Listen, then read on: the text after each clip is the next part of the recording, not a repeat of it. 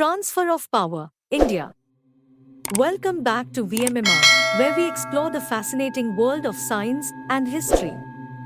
Today, we delve into the historic power transfer to India on 14th August 1947 with Sengol. On 14th August 1947, a momentous event took place in the history of India, the transfer of power from British rule to the newly independent Indian government. This historic event marked the culmination of years of struggle, sacrifice, and perseverance by the Indian people in their quest for freedom. Join us as we dive into the detailed account of this momentous power transfer. In the early 20th century, India was a colony under British rule. The Indian National Congress, along with other political organizations, fought for self-rule and the end of British colonialism. Led by prominent leaders like Mahatma Gandhi, Jawaharlal Nehru, and Subhas Chandra Bose, India's struggle for independence gained momentum. The Indian independence movement gained strength through non-violent protests, civil disobedience, and acts of resistance. The Salt March, the Quit India movement, and countless other demonstrations showcased the indomitable spirit of the Indian people. These efforts shook the foundations of British rule and propelled India toward freedom. Amidst mounting pressure, the British government appointed Lord Louis Mountbatten as the last Viceroy of India. His mission was to oversee the peaceful transfer of power and the partition of British India into two separate nations, India and Pakistan. This plan, known as the Mountbatten Plan, aimed to address the communal tensions and provide a path to independence. On the evening of 14th August 1947, the power transfer ceremony was held at the Viceroy's house in Delhi, which would later be known as Rashtrapati Bhavan. Dignitaries from India, including Jawaharlal Nehru, stood alongside Lord Mountbatten to witness this historic moment. The Deputy High Priest of the Thiruvaduthurai Adhinam, the Nadaswaram player Rajarthinam Pillai, and the Oduvar singer were specially flown in from Tamil Nadu to participate in the symbolic ceremony of the transfer of power.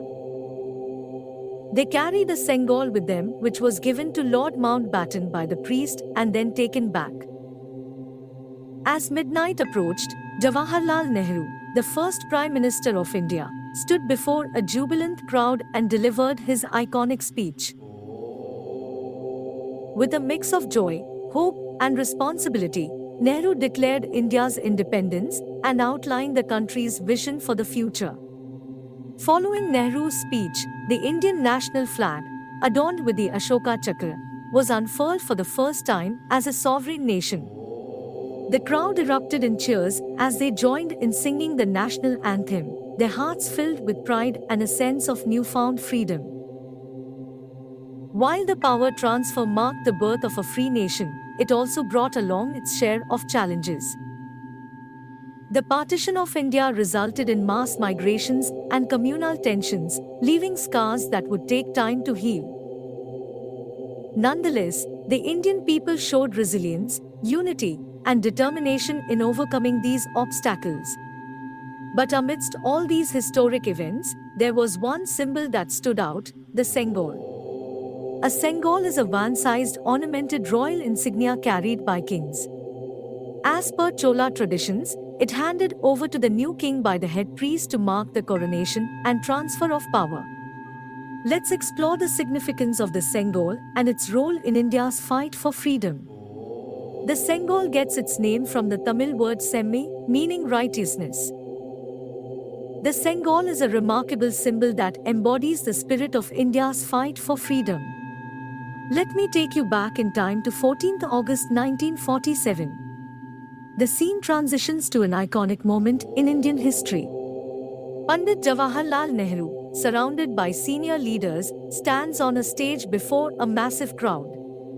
At around 10:45 p.m. on that historic night, Prime Minister Pandit Jawaharlal Nehru received the Sengol from the state of Tamil Nadu. Nehru, wearing a white khadi attire, is handed the Sengol, a vibrant and intricately designed silk flag by a Tamil representative. The crowd erupts with applause.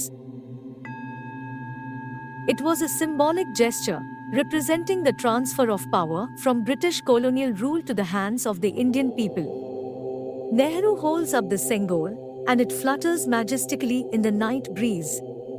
The crowd cheers, a surge of hope and pride sweeping through the air.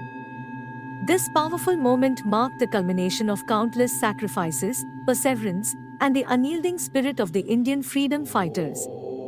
The Sengol encapsulated their collective struggle. But why was Tamil Nadu specifically chosen to present the Sengol?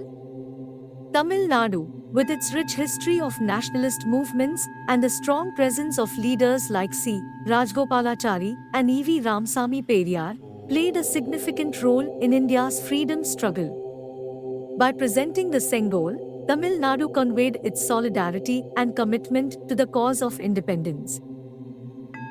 Moreover, the Sengol symbolized the diversity and unity of India. It represented the spirit of every state and region that fought for freedom. The Sengol became a powerful unifying force, transcending linguistic and cultural barriers, bringing together Indians from all walks of life under the banner of independence. So, viewers, the Sengol holds tremendous significance in our history. It stands as a reminder of the sacrifices made, the unity forged, and the resilience displayed by our forefathers in their pursuit of freedom. Join us next time as we explore more chapters from the pages of history.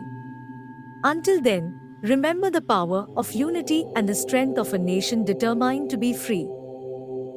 Thanks for watching. Like, comment, share and subscribe our channel.